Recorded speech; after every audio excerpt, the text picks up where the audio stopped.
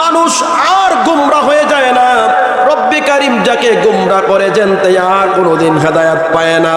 এজন্য ওমর রাদিয়াল্লাহু তাআলা আনহু মুসলমান হওয়ার আগে নবীজিকে হত্যা করার জন্য ঘর থেকে বের হইয়া তরবারি নিয়ে দৌড়ায়। নবীজিরে মেরে ফেলবে, কল্লা কেটে নিয়ে আসবে, দৌড়ায়। রাস্তার মধ্যে কে যেন ডাকে, রে ওমর কোথায় যাও? ডেকে ডেকে বলে, কোথায় যাচ্ছ? দৌড়াইয়া পেরেশানি মনে হয়। বলে নবীজির কল্যাণতে, নবীজিকে হত্যা করে ফেলবো, মেরে ফেলবো। বলে ওমর রে, আগে নিজের ঘরের বোনের খবর নাও। এর আগে তোমার বোন কালিমা পরে নবীর হাতে মুসলমান হয়ে গিয়েছে। সুবহানাল্লাহ। দৌড়াইয়া ঘরের মধ্যে যায়, দরজা লক করে। বোন দরজা খোলে না, বলে আমি ওমর ভাই, ভাই এসেছে, দরজা তোমার সামনে, দরজা খোলো। গিয়ে দেখেন কি যেন মুখি দিয়ে জবান দিয়ে তেলাওয়াত করে। অবাক হয়ে গেলেন, বললেন তুমি কি কালিমা পড়ে ফেলছো নাকি? বলে হ্যাঁ, আমি নবীর হাতে কালিমা পড়ে ফেলেছি। বলে এটা উড্ডু করে দাও, উঠাইয়া দাও, নবীজিকে ফিরাইয়া দাও। বলে ভাই রে ভাই, আমি এটা উড্ডু করতে পারবো না, আমি কালিমা ছাড়তে পারবো না। যেই পেয়ালা আমি পান করেছি, মৃত্যু হয়ে গেল, আমি আর কালিমা ছাড়তে পারবো না। ওমর তরবারির উল্টা পিঠ দিয়ে কয়েকটা বোনকে আঘাত করলেন। বোনকে দেখে বলে ভাই, আজকে আমার মা নাই রে, বাবা নাই রে, তুমি কেমনে আমারে মারো? যদি থাকতো তুমি একটা ফুলের টো আমাকে দিতে পারতা না। অবাক হয়ে গেলেন, নিজের বোনকে তো কালিমা থেকে ফিরাইয়া আনা যায় না, এমন কালিমা পড়েছেন। ধীরে ধীরে বোনকে উঠায় নেন জমিন থেকে, জড়াইয়া বুকে নিলেন আর বললেন, হৃদয় কেঁপে উঠল, মন একটু শীতল হয়ে গেল, মায়া লাগে গেল বোনের প্রতি। আর বলল, বোন তুমি কিছুক্ষণ আগে কি পড়তেছিলে জবান দিয়া? মনের জবান দিয়া বলল, ভাই আমার, আমি এমন বাণী পড়েছি যে কথাগুলো স্বয়ং আল্লাহর। সুবহানাল্লাহ পড়ি। তাহা মা আনজালনা আলাইকাল কুরআনা লিতাশকা ইল্লা তাযকিরাতাল লিমান ইয়াখশা। ওমর সেই সময় মন নরম হয়ে শীতল হয়ে বলল, বোন আমার, আমি আজ তোমাকে আর মারতে পারবো না। যে কথাগুলো শোনাইলাম, এই কথাগুলো কোনো মানুষের নয়, কোনো মানুষের রচিত নয়, একমাত্র শুধুমাত্র কেবলমাত্র স্বয়ং আল্লাহর ছাড়াই বাণী কার হতে পারে না। আল্লাহু আকবার বলিস। দৌড়াইয়া নবীজি দরবারে যান। সাহাবায়ে কেরামরা নবীজিকে বললেন, আল্লাহর হাবিব, ওমর তরবারি নিয়ে এসেছে, মনে হয় আপনাকে মেরে ফেলবে। আল্লাহ রসুল সাহাবীদেরকে বললেন, সাহাবীরা রে, আসতে দে, আসতে দে। আমি একটি দোয়া আল্লাহর কাছে করেছি, আবু জাহেল অথবা ওমরের দুইজনের একজনকে যেন আল্লাহ ইসলামের জন্য কবুল করে নেন। সুবহানাল্লাহ। মনে হয় আজ একজনকে আল্লাহ পাক রব্বুল আলামিন কবুল করে নিয়েছেন। ওমর নবীজির কাছে এসে মাথা নত করে, নবী, ঘুরেছি রাস্তায় রাস্তায় আপনাকে মারার জন্য, আজ তো মারার জন্য আসি নাই রে নবী। আল্লাহর হাবিব, মাথা পেতে দিলাম, আপনি আমার মাথা নিয়ে নেন, ইসলামের জন্য নিয়ে দেন আর পড়াইয়া দেন, আশহাদু আল্লা ইলাহা ইল্লাল্লাহু ওয়াহদাহু লা শারীকা লাহু। রব্বে কারীমের স্বীকৃতি দিয়ে দিলেন, কালিমা পড়ে ফেললেন, ইসলামের মধ্যে প্রবেশ করলেন একমাত্র নবীজির দোয়ায়। সুবহানাল্লাহ পড়ি। এজন্য ভাই আমার, মুরব্বী আমারা, গুনাহ আছে, অপরাধ আছে। আদম আলাইহিস সালাম যখন নিষিদ্ধ জিনিস ফল খেয়ে ফেললেন, আল্লাহ পাক রব্বুল আলামিন তাকে শিখাইয়া দিলেন। আদম আলাইহিস সালাম শত শত বছর আল্লাহর কাছে কাঁদে, চোখের পানি পালাইয়া পালাইয়া, আল্লাহ ক্ষমা করে না। রব্বে কারীম শিখাইয়া দিলেন, ফাতালাক্কা আদামু মির রাব্বিহি কালিমাতিন ফাতাবা আলাইহি। এই কালিমাগুলো পড়ে পড়ে আদম তুমি দোয়া করো, রব্বে কারীম তোমার প্রার্থনা কবুল করবে। রব্বানা যালামনা আনফুসানা ওয়া ইল্লাম তাগফির লানা ওয়া তারহামনা লানাকুনান্না মিনাল খাসিরিন। আমরা নামাজের পরে আমরা পড়ি না, রব আমি জুলুম করেছি, অন্যায় করেছি নফসের ওপরে, তুমি ক্ষমা না করলে আমি ক্ষতিগ্রস্ত হয়ে যাব, ক্ষতিগ্রস্ত হয়ে যাবে। বারবার নামাজের পরে নিজেরা পড়ো, রব্বানা যালামনা আনফুসানা ওয়া ইল্লাম তাগফির লানা ওয়া তারহামনা লানাকুনান্না মিনাল খাসিরিন। নিজেরাই দোয়া করবেন, নিজেরাই দোয়া করবেন। ইব্রাহিম আলাইহিস সালাম দোয়া করে আল্লাহর কাছে, রব্বি জাআলনি মুকিমাস সালাতি ওয়া মিন যুররিয়াতি রব্বানা ওয়া তাকাব্বাল দুআ। আল্লাহ তুমি আমাকে নামাজ কায়েমকারীদের জন্য কবুল করে নাও। আয় আল্লাহ আমার সন্তানদেরকে নামাজকারী বানাও, কারণ সন্তান যদি বৎকার হয় ওই কবরের মধ্যে সন্তানের পাপগুলো বা পিতা মাতা নিতে হবে। সন্তান যদি নেককার হয় তাহলে পিতা মাতার জন্য নামাজ পড়ে পড়ে দোয়া করবে, রব্বির হামহুমা কামা রব্বায়ানি সগীরা। নামাজ পড়ে পড়ে পিতা মাতার জন্য দোয়া করবে, ইস্তেগফার পড়বে। আর যদি সন্তান খারাপ হইয়া যায় তাহলে বোঝা যাবে তার দুনিয়া আখেরাত দুটোই বরবাদ। বর্তমানে আপনি বহু যুবকগুলো নষ্ট হয়ে গেছে একমাত্র নেশার আসক্ত হয়ে। নেশার আসক্ত হয়ে ছেলেরা জীবন সরকার হয়ে গেছে, নিজের জীবনটাও শেষ, পরিবারটাও শেষ, নিজের বাপ মাও শেষ, ভাই বোনও শেষ। এমন আসক্ত হয়েছে তাকে এখন আটকাইয়া রাখলো আর বাধা বেঁধে রাখলো তাকে রাখা যায় না, এমন অস্থির হয়ে গেছে বাচ্চা ছেলেরা। নেশা করে শুধু এটা খায় সেটা খায়। কেন বাপ, কেন যুবকেরা ভাই, তুমি একবার ভাবো তোমার জীবন কত সুন্দর একটা জীবনকে তুমি নষ্ট করে ফেলছো। তোমার সুন্দর জীবনটারে তুমি নষ্ট করে ফেলছো একমাত্র নেশা আসক্ত হয়ে। এটা কোনো উপকার নেই, সে হোক গাঁজা হোক মদ, যেইটি হোক, এইসব খারাপ নেশাগুলো মানুষদের উপকার করে না, ক্ষতি করে ফেলে। তুমি একবার ভাবো তাইলে তোমার কারণে তোমার পরিবারটা শান্তিতে নেই, তোমার কারণে ছেলে মেয়েগুলো নষ্ট হয়ে যাচ্ছে, তোমার কারণে বাবা মা কাঁদে, ওই জেলখানার মধ্যে পুরায়, এখানে সেখানে নিয়ে আটকায় রাখে। বাবারে যুবকরা রে ভাই, বাপগুলো কাঁদে বলে হুজুর কি ভুল করেছিলাম সন্তান জন্ম দিয়ে। আজ সন্তানের কারণে জায়গায় জায়গায় লাঞ্ছিত অপমানিত হয়ে বেয়াজ্জতি হয়ে রে। এমন সন্তান যদি পৃথিবীতে না আসতো আমি এমন অপমান হইতাম না, লাঞ্ছিত বেয়াজ্জতি হইতাম না। যুবকগুলো ভাই হাতে পায়ে ধরে কইয়া যায় আজ এইগুলার মধ্যে যারা আছো নিজের সুন্দর জীবনটার নষ্ট করিও না। কারণ তুমি যদি জীবনকে নষ্ট করে ফেলো তোমার কাছে এটা তোমার বিবেক। রব্বে কারীম তোমাদের সম্পর্কে আমাদের সকলকে জানাইয়া দিলেন, ইয়া আইয়ুহাল্লাযীনা আমানুত্তাকুল্লাহ। বাবা যদি ভয় কর আল্লাহরে, গভীর রাত্রে দিনের বেলায় যেখানে নিস্তব্ধ থাকো, নিরালে থাকো, অপরাধ করবা না, গুনার ভয় পাইবা। রব্বে কারীম দেখছে আমারে। তুমি যে নেশা করো তোমারে দেখছে, তুমি যে চুরি করো তোমার আল্লাহ দেখে। সেই জায়গায় আল্লাহরে ভয় করতে হবে। তুমি যদি মাছ চুরি করতে যাও, তুমি যদি আলু চুরি করতে যাও, তুমি যদি আরেকজনকে ঠকাও, তুমি যদি সুদ খাও, তুমি যদি ঘুষ খাও, তুমি আরেকজনের সাথে বাহাদুরি করো, রব্বে কারীমে ওই জায়গার মধ্যে মনে মনে বলবা আমি আল্লাহ আমারে দেখছে, আমি আল্লাহরে ভয় পাই। ভয় পাইতে হবে আল্লাহরে। এজন্য রব্বে কারীম বলেন, ইয়া আইয়ুহাল্লাযীনা আমানুত্তাকুল্লাহ, বান্দা আমারে ভয় কর। আর ইন কুনতুম সাদিকিন, যারা যুবক আছো তোমাদেরকে বলি, সঙ্গ অসৎসঙ্গে স্বর্গবাস, সৎসঙ্গে স্বর্গবাস, অসৎসঙ্গে সর্বনাশ। যদি সৎ মানুষের সাথে চলাফেরা হয়, বন্ধুটা যদি ভালো হয়, চলাফেরা সাথীরা যদি ভালো হয়, তাহলে ইনশাল্লাহ ভালো থাকতে পারবা।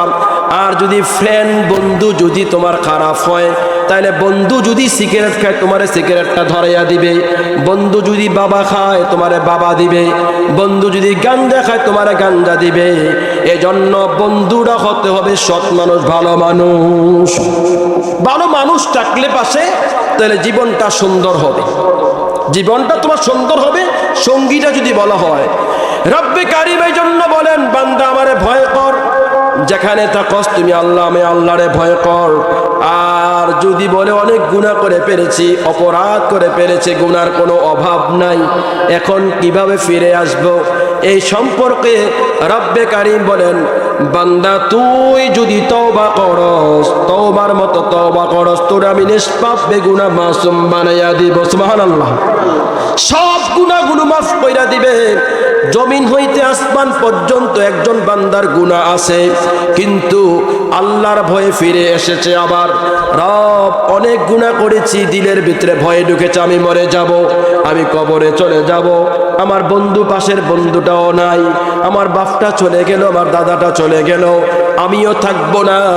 ওই দিলের ভিতরে যদি ভয় এসে যায়, আর রব্বে কারীম যদি বলে বান্দা তওবার মতো তুই তওবা করস, আমি সব গুনাহ তোর মাফ কইরা দেব। সুবহানাল্লাহ। ইয়া আইয়ুহাল্লাযীনা আমানু তুবু ইলাল্লাহি তাওবাতান নাসুহা। তওবার মতো তওবা করলে মালিক সব গুনাহগুলো ক্ষমা করে দিবে।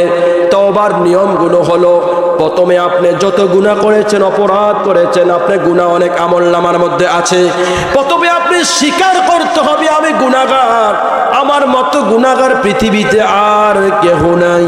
1 নাম্বার। 2 নাম্বার হইল অনুতপ্ত হতে হবে, নত হইতে হবে আল্লাহর কাছে। আপনি এই গুনাহগুলো করেছেন, আপনি এগুলার ঘৃণা করতে হবে, এগুলার ঘৃণা করতে হবে। আমার গুনাহ অনেক আমি করেছি, এগুলো ঘৃণা, আমার ঘৃণা কাজ। আর আপনি যেই মুহূর্তে রব্বে কারীমের ভয় এসেছে, সেই মুহূর্তে গুনাহগুলো, আপনি সব গুনাহগুলো এখন থেকে বন্ধ করে দিতে হবে, স্টপ, আর করা যাবে না। 5 নাম্বার হলো আপনি আর এই জীবনে গুনাহগুলো করবেন না, স্বীকার আল্লাহর কাছে করে নেন। এইভাবে যদি স্বীকৃতি রবের কাছে দেন, রব্বে কারীম বলেন, আর এই তওবাটা হলো ইয়া আইয়ুহাল্লাযীনা আমানু তুবু ইলাল্লাহি তাওবাতান নাসুহা। বান্দা যদি তওবার মতো তওবা করস, সব গুনাহ তোর আমি মাফ কইরা দেব, সব গুনাহ মাফ কইরা দিবি যখন তওবার মতো তওবা করবে। এখন আপনারা বলুন, আসলে আমরা গুনাহ আসেনি? আপনারা আসতে কইছেন, মনে অনেকের গুনাহ নাই, মনে কিছু গুনাহ নাই, কিছু আছে, নমুনা বুঝা যাক। আচ্ছা, আবার বল, আপনার গুনাহ আসেনি? আমারও আছে। আমরা সবাই গুনাহগার, আমরা সবাই গুনাহগার, এটা বলি। এই জন্য কেঁদে কেঁদে বলি, রব আমরা গুনাহগার, আমাদেরকে তুমি মাফ কইরা দাও, আমাদেরকে মাফ কইরা দাও। কার কোনটার অভাব আছে, রব্বে কারীমকে ডাক দিয়া বলেন, ফাযকুরুনি আযকুরুকুম ওয়াশকুরুলি ওয়ালা তাকফুরুন। বান্দা যখন আল্লাহকে ডাক দেয়, আল্লাহ ও বিপদে আছি, মুসিবতে পড়ে আছি, রব তুমি আমাদেরকে ক্ষমা করে দাও। এত কতগুলো আল্লাহর গোলাম বান্দা তাহাজ্জুদের টাইমে শেষ রাত্রে রব্বে ডেকে ডেকে কাঁদে। এমন কোন পৃথিবীতে একজন ওলি হতে পারে নাই যে তাহাজ্জুদ নামাজ ছাড়া। যদি এইভাবে ওলি হয়, মনে করবেন ওই কি দিয়ে তসবিহ ছড়া দিয়ে রাখছে, কসম মানে মাথার মাঝে কাপড়, শালু কাপড় বাইন্দা বাইন্দা ঘুরি, এটি হলো ভণ্ড। এইগুলো ওলি হতে, এইভাবে ওলি হয় না। নামাজ কালাম ছাড়া, নবীজির সুন্নাহ ছাড়া ওলি হতে পারে না। ওলি হতে হলে সে আমলের চলে তার থাকতে হবে, নেক আমল তার থাকতে হবে। যেই লোকটা 5 ওয়াক্ত নামাজ ছাড়ে না, যেই লোকটা তাহাজ্জুদ নামাজ ছাড়ে না, যেই লোকটা সত্য কথা ছাড়ে না, যেই লোকটা পরের হক খায় না, যেই লোকটা হারাম খায় না, যেই লোকটা সব সময় সত্যবাদী লোকদের সাথে তাকে চলাফেরা হয় এবং সৎ পথে চলার জন্য চেষ্টা করে, ইয়্যাকা না'বুদু ওয়া ইয়্যাকা নাস্তাঈন, তোমার ইবাদত আমরা করি এবং সাহায্য তুমি আল্লাহর কাছে চাই, এমন বান্দাগুলো তো আল্লাহর ওলি হয়ে থাকে। আলা ইন্না আউলিয়া আল্লাহি লা খাউফুন আলাইহিম ওয়া লা হুম ইয়াহজানুন।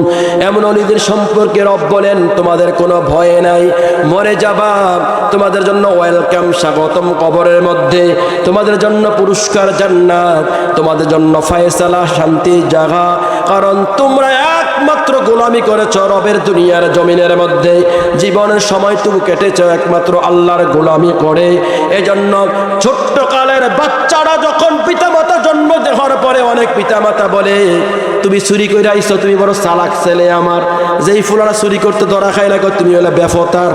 আসেনি অনেক ফ্যামিলি এরকম বলে না, বলে না, তুমি বেফতার ছেলে, তুমি আমার কেমন সন্তান, চুরি করে আইতে ধরা খাই এলে চাইতে পারছো না। এটারে কয় চালাক, চুরি করতে পারলে কয় চালাক, চুরি করে চলে আইছে। এইটাই তো বোকা। চুরি শিখাইলো, মিথ্যা কথা শিখাইলো, ধোকামি শিখাইলো, বাটফারি সিটারি শিখাইলো। এইটাই তো ধান্দাবাজ, এইটা বাটফাট, এটা সিটিং। এইটাই তো বড় হইলে মানুষের ক্ষতিগ্রস্ত এটাই করে ফেলবে। চালাক ওইটে যেটা রবকে ভয় করেছে, চুরি করতে পারে না, মিথ্যা কথা বলতে পারে না। বরপুর আব্দুল কাদের জিলানী যখন ছোটকালে বয়সে আল্লাহর ওলি, তিনি এত প্রিয় মাহবুব বান্দা আল্লাহর কাছে, পিতামাতা চিন্তা করলেন তারে উচ্চ শিক্ষার জন্য বাগদাদে নেজামিয়া মাদ্রাসার মধ্যে পাঠাইবেন। সন্তানকে বললেন, বাবা, মায়ের শিক্ষা দিয়ে দিলেন, বাবারে দুটা কথা মনে রাখবা, এক নাম্বার হলো আল্লাহরে ভয় করবা, দুই নাম্বার হলো কোনোদিন তুমি মিথ্যা কথা বলবা না। শিক্ষা কয়টা দিলেন? সবাই বলেন কয়টা? এক নাম্বারটা হইল আল্লাহরে ভয়, দুই নাম্বারটা হইল মিথ্যা কথা বলার জন্য না বলে। এখন মনে আমরা ফুলা ফাইন বা আমরা মনে মিথ্যা কথা কই না, মিথ্যা কথা কয় না। একটা আমার লাগে মারুতির মধ্যে বসে, কয়েক মাস আগের কথা আর কি, ক্যান্টনমেন্ট থেকে ইয়ার দিকে আলেকারচরের দিকে কুমিল্লাতে যাই মারুতি, তো বসে মোবাইলে কইতেছে আমি এখন সংসদ ভবনের পাশে আছি, ঢাকাতে আর কি, সংসদ ভবনের পাশাপাশি আছি। এই লোকটা বলতেছে, আমি মাস্ক পরুন না, আমি মনে মনে হাসি, কি বলতাম এই লোকটারে, কোথা আছে ক্যান্টনমেন্টের পাশে, কয় আমি ঢাকা সংসদ ভবনের কাছে আছি। মিথ্যা কথা কারে কর, এই মোবাইল বাড়ুইয়া মনে আমার মনে সত্য যে কয়টা বাড়ুইছে আর মিথ্যা কথা কয়টা বাড়ু, এই দিয়ে যায়। মিথ্যা কথার অভাব নাই। মা এমন শিক্ষা দিলেন সন্তানকে। বড় পীর আব্দুল কাদেরকে বললেন, বাবারে দুটা কথা মনে রাখবা, এক নাম্বারটা হলো আল্লাহর ভয়, দুই নাম্বারটা হলো মিথ্যা কথা বলা যাবে না। কি বলা যাবে না? এই কথার মনে একটি কথা বলি, আল্লাহ রসুল বললেন দুটো জিনিসের হেফাজত যিনি করবে তার হেফাজতের দায়িত্ব রসুল নিজে নিয়ে দিবেন। সুবহানাল্লাহ পড়ি। এক নাম্বারটা হলো জবান, জবানের হেফাজতের দায়িত্ব যে নিলেন এবং লজ্জাস্থানের হেফাজতের দায়িত্ব যে নিলেন, স্বয়ং রসুল বললেন, উম্মতরে তোর দায়িত্ব আমি রসুল নিজে নিয়ে গেলাম। সুবহানাল্লাহ।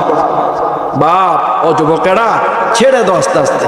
না, মিথ্যা কথা কবিরা গুনাহ, এটা বড় গুনাহ, এটা করা যায় না। আমরা মুসলমান, আমরা মুসলমান। আজকে হিন্দু ধর্মের কাছে গেলে, খ্রিস্টান ধর্মের কাছে গেলে তাদের সততা দেখলে, তাদের চলাফেরা দেখলে, তাদের টাইম টেবিল দেখলে, কথাবার্তা দেখলে মনে হয় তারা আমরা থেকে ভালো এখনো, কিন্তু তাদের কাজ কারবার কত সুন্দর, শুধু ঈমান তারা আনে না। ও বাবারা, আমরা এই সত্য কথাগুলো, চলাফেরাগুলো আমাদের দরকার ছিল। আমরা একজন নেতা আমাদের আছে, ইনি হলেন মুহাম্মাদুর রাসূলুল্লাহ। কোনদিন একটি কথা মিথ্যা বলতেন না, এমন নেতা আমাদের। রাসূল সাল্লাল্লাহু আলাইহি সাল্লামের জীবনে একটি মিথ্যা কথাও নাই, সন্দেহ নাই, কল্পনাও নাই মিথ্যা কথার। তারপর প্রতিদিন 100 বারের উপরে ইস্তেগফার রাসূল নিজে পড়তেন। আর আমরা কয়বার পড়ি? হ্যাঁ, আমরা গুনাহ থাকলেও আমরা পড়ি না। আর নবীরা নিষ্পাপ ছিলেন, তারপরও তারা ইস্তেগফার প্রতিদিন পড়তেন, ক্ষমা চাইতেন আল্লাহর কাছে।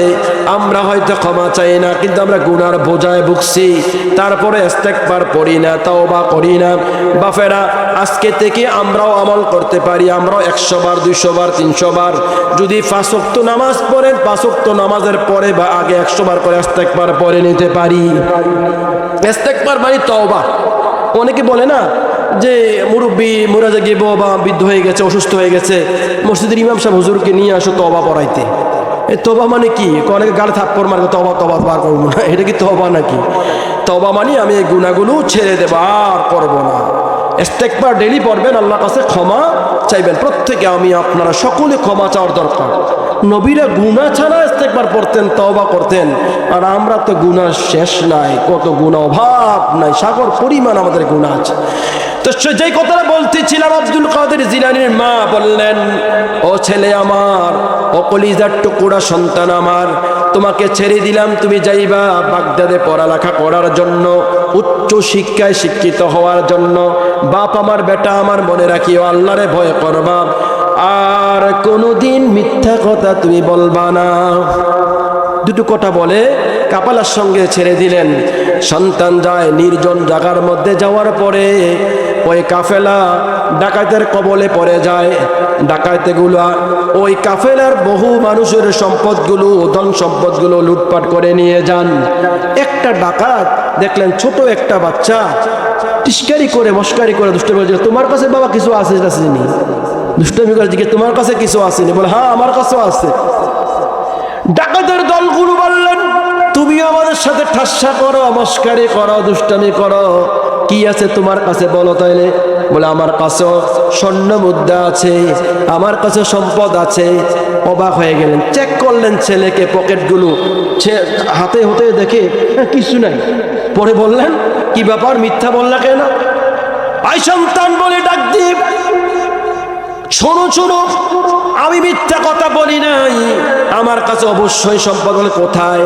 বলে, আমার আস্তিনের ভিতরে আমার মা কিছু স্বর্ণরূপা দিয়েছেন, এগুলো যেন বিক্রি করে পড়াশোনা করতে পারি। বলে, হাতাইয়া দেখে আস্তিনের ভিতরে আসলে কিছু স্বর্ণমুদ্রা আছে। অবাক হয়ে গেলেন, জিজ্ঞাসা করলেন, বাবা হে, ছোট মানুষ তুমি, তোমাকে আমরা মস্কারি করে জিজ্ঞাসা করলাম, তোমার কাছে কোনো কিছু আসেনি, তুমি তো সত্যি বলে দিলা তোমার কাছে স্বর্ণ আছে, রূপা আছে, সম্পদ আছে, কেন বললা? তুমি না বললেও তো পারতা। বলে, না না, আমার জন্য দুঃখিনী মা, জন্মদাতা মা আমাকে এমন শিক্ষা দেয় নাই, যে শিক্ষা আমার দুঃখিনী মা দিয়েছেন, এ শিক্ষা আমি কোনোদিন ছাড়তে পারি না। পিতা মাতা আমরা হতে এরকম বলে দিলেন। বলার সাথে সাথে ওই ডাকাতের দলগুলো অবাক হয়ে গেলেন, এই পর্যন্ত কত মানুষকে মার্ডার করে ফেলেছি, কত মানুষকে মেরে ফেলেছি, কত মানুষকে হত্যা করেছি, কত মানুষের সম্পদগুলো নিয়ে এনেছি, আর ছোট্ট একটা বালকের কথা শুনে অবাক হয়ে গেলাম, চিন্তায় পড়ে গেলাম রে, এমন সন্তান, তার কথা শুনে নিজের ব্রেন ঘুরে গেল, বিবেক ঘুরে গেল। আমরা কেমন মানুষ, আজকে সম্পদগুলো চুরি করে নিয়ে সন্তানকে খাওয়াই, নিজের বিবিরে খাওয়াই, নিজের ভাই বেড়াদারকে খাওয়াই, ফ্যামিলিটা চালাই, কিন্তু মৃত্যুর পরে কবরে আমার সঙ্গে কেউ থাকবে না, কেউ থাকবে না। এই জবাবটুকু নিজে দিতে হবে, রবের সামনে দাঁড়িয়ে জবাবদেহি করতে হবে অন্যায়গুলো, অপরাধগুলো যারা করেছে। এজন্য ওই সন্তানের সামনে, আব্দুল কাদের জিলানীর সামনে ডাকাতগুলো এই কথাগুলো শুনে বললেন, বাবা তুমি আমাদের চিনাইলা আল্লাহ রে, চিনাইলা তুমি আমাদের ধর্মকে, আজ থেকে কোনোদিন আর তওবা করে ফিরলাম, কোনোদিন চুরি ডাকাতি করব না। আল্লাহু আকবার। ও বাবারা আমার, ভাইয়েরা আমার, যুবকেরা আমার, আমরা এই শিক্ষা যদি দিতে পারি, আর এই শিক্ষা যদি নিতে পারি, আমাদের ফ্যামিলিটা, আমাদের সংসারটা সুন্দর হবে। একমাত্র ভাবতে হবে, স্বয়ং আমাদেরকে যিনি শিক্ষা দেন তিনি হলেন মুহাম্মাদুর রাসূলুল্লাহ সাল্লাল্লাহু আলাইহি সাল্লাম, আমাদের নেতা, যিনি আমাদেরকে সুন্নাহ জিনিসগুলো, আল্লাহর তরিকাগুলো, আল্লাহর হুকুমগুলো আমাদেরকে জানাইয়া দেন।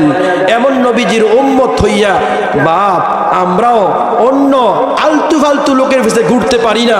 কিছুদিন আগে আপনারা দেখেছেন একজন বাউল শিল্পী আবুল সরকার, নাম ডেদ আবুল সরকার, সূরা নাসের অর্থ করছে, মানুষদেরকে বিভ্রান্তি করে। কিভাবে? সূরা নাসের মধ্যে বলছে কুল আউযু বিরাব্বিন নাস, মালিকিন নাস, ইলাহিন নাস, ও আপনারা সবার নাচতে বলছে। নাউযুবিল্লাহ, আরো জোরে নাউযুবিল্লাহ। ভক্তগুলোকে এই শিক্ষা স্টেজে দাঁড়াইয়া বলে, আল্লাহ আমাদের সকলকে নাচতে কইছে, আমরা সবাই নাচতাম। আস্তাগফিরুল্লাহ, নাউযুবিল্লাহ মিন জালিক। তারে অ্যারেস্ট করছে, জেলখানার নিচে। তো এইসব ভণ্ড আর আলতু পালতু বামপন্থীদের কারণে কিছু মানুষগুলো ঈমান ভরা এবং নিজের জীবনকে বিলীন করে দিয়ে তাদের রাস্তায়, আজকে তারাও তাদের ঈমান ছাড়া হয়ে গেছে তাদের কারণে। এই জন্য আমরা যাদের পিছে ঘুরি, যার পিছে ঘুরি, ইনি হলেন একমাত্র স্বয়ং আল্লাহ পাককে যিনি ভয় করেন, যার ভিতরে নবীজির সুন্নাহ আছে, আমরা ওই তরিকায় থাকতে চাই। আপনারা রাজি আছেন? সকাল বলেন আলহামদুলিল্লাহ। এই রাস্তা জন মালিক আমাদেরকে সহি তরিকা চালায় আনেন, সহি তরিকা চালায় আনেন।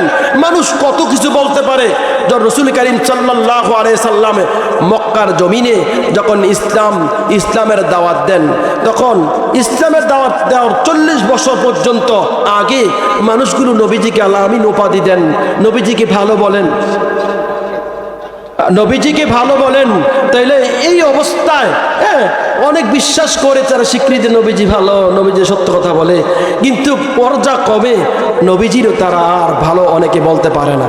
উপস্থিতি, পিছনে যেহেতু জায়গাটা একটু সংকট, মেহেরবানি করে একটু সামনের দিকে, লা ইলাহা ইল্লাল্লাহ, মেহেরবানি করে সামনে, লা ইলাহা ইল্লাল্লাহ হাসবি রব্বি জাল্লাল্লাহ মা ফি কলবি গায়রুল্লাহ নূর মুহাম্মদ সাল্লাল্লাহু লা ইলাহা ইল্লাল্লাহ সুবহানাল্লাহ আলহামদুলিল্লাহ লা ইলাহা ইল্লাল্লাহ লা ইলাহা ইল্লাল্লাহ মুহাম্মাদুর রাসূলুল্লাহ সাল্লাল্লাহু আলাইহি ওয়াসাল্লাম।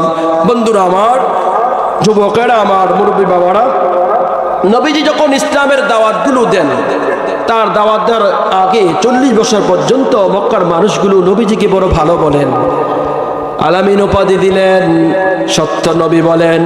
এমন মানুষ মক্কার জমিনে হতে পারে না, এই কথা তারা স্বীকৃতি দেন। তাদের মালগুলো, তাদের সম্পদগুলো নবীজির কাছে দেন, জমা আমানত রাখেন, তারা বিশ্বাস করেন। তাদের নেতা আবু জাহেল, উতবা, সাইবা, কাফেরদের বড় বড় নেতা থাকা সত্ত্বেও তারা বিশ্বাস করে না। তাদের নেতাগুলো শক্তিশালী, ক্ষমতাবান, ক্ষমতাশীল থাকা সত্ত্বেও তারা বিশ্বাস করে না। তারা সম্পদগুলো, টাকাগুলো, সম্পদগুলো নবীজির কাছে এনে জমা দেন। তারা জানেন এমন নবী, এমন মানুষ যদিও আমাদের দলের নেতা নয়, যিনিও আমরা যার দলে চলি না, কিন্তু লোকটা এমন একজন লোক, কোনোদিন আমানতের খেয়ানত করে না, কোনোদিন আমাদের সম্পদগুলো খাইবে না, এই কথা বিশ্বাস করেন। আল আমিন উপাধি দেন, ভালো বলে স্বীকৃতি দেন। কিন্তু বাপ আমার, ভাইয়েরা আমার, 40 বছর পর্যন্ত ভালো বলে গেলেন। যখন 40 বছর পরে মানুষদেরকে নামাজের কথা বলেন, হালাল হারামের কথা বলেন, ভালো রাস্তা দেখান, নবী আল্লাহর রাস্তা দেখান, ওই মুহূর্তে কিছু মানুষগুলো নবীজির কথা মানতে তারা চায় না, তারা মানতে চায় না। সেই তায়েফের ময়দানে যারা গিয়েছেন তারা জানেন, তায়েফের জমিনে নবীজি যখন ইসলামের দাওয়াত দিতে গেলেন, দাওয়াত দেওয়ার জন্য গেলেন, মানুষগুলো এমন নিষ্ঠুর, পাষণ্ড, নবীজির শরীরের মধ্যে আঘাত করেন, রক্ত বের হয়ে টকটক করে জমিনে পড়ে যায়। শুধু একমাত্র আল্লাহর কথা বলার কারণে, এমন না যে নিজের সম্পদ দেওয়ার জন্য, নিজে কিছু মালিক বানানোর জন্য, এই কারণে নয়, একমাত্র স্বয়ং আল্লাহ পাক রব্বুল আলামিনের পরিচয় দেন। রবের কথা মানার কথা, ইসলামে ঢোকার কথা যখন বলেন, কালিমা পড়ার কথা যখন বলেন, মানুষগুলো নবীজিকে এভাবে কষ্ট দেওয়া শুরু করলেন, রক্তগুলো জমিনে পড়ে যায়, তারপর নবীজি তাদেরকে বদদুয়া দেন না। এত কষ্ট দিচ্ছে। আজকে আমরা ইসলাম পেয়েছি মোর রেডিমেড, আমরা কষ্ট কিসের? আপনি যদি নামাজ পড়েন আলহামদুলিল্লাহ, আপনি যদি না পড়েন আপনাকে কেউ মারধর করবে না, আপনি কেউ দাওয়াত দিলে এমন কোনো গালিও দেয় না, ভাই আলহামদুলিল্লাহ আসছি, পড়বো, ইনশাল্লাহ চলবো, বা পরে পড়বো, এটা কথা বলে দেয়। কিন্তু নবীজিরে এইভাবে তারা বস্কারি টিস্কারি করে নাই। ওটার নারী ভুড়িগুলো নবী যখন সেজদায় পড়তেন মাথার উপরে দিয়ে দিতেন, এমন তারা কষ্ট নবীজিকে দিয়েছেন।